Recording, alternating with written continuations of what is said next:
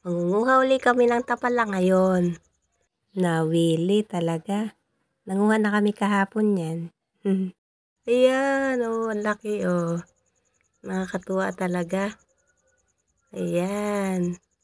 Umiihi pa yan. Oh, hugasan muna natin para medyo malinis. So, marami pang naiwan kahapon kaya bumalik kami, oh.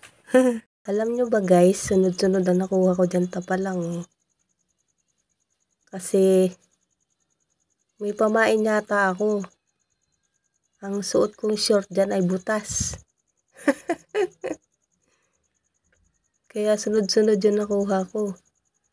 Sa susunod na manguha uli ako ng tapalang, yan uli ang susuotin kong short. Natulo na ang pawis ko dyan pero okay lang. Parang hindi ako napapagod. Ayan pa, oh. Oh. Diba? Kakatuwa.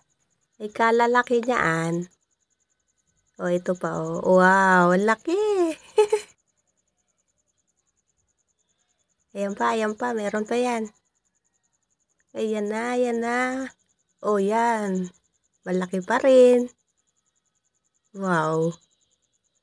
Nakarami talaga ako dyan. Oh, ayan pa.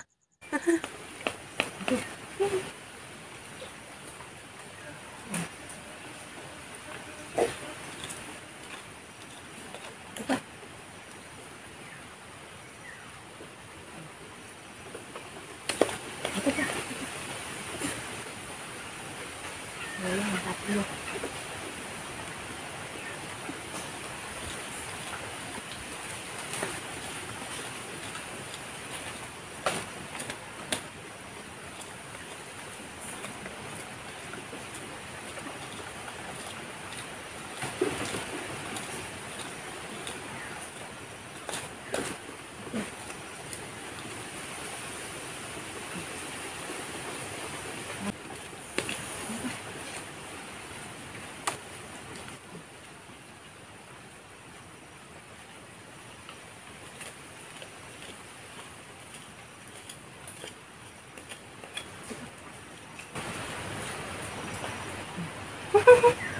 Ang dami guys.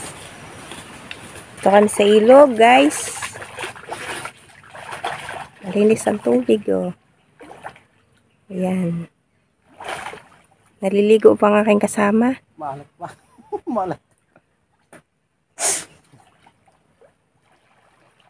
Ayun ang aking kasama. Naliligo pa. Ayoko. Yan lang, oh. Tuturuan niya daw ako maglangoy. Ayoko.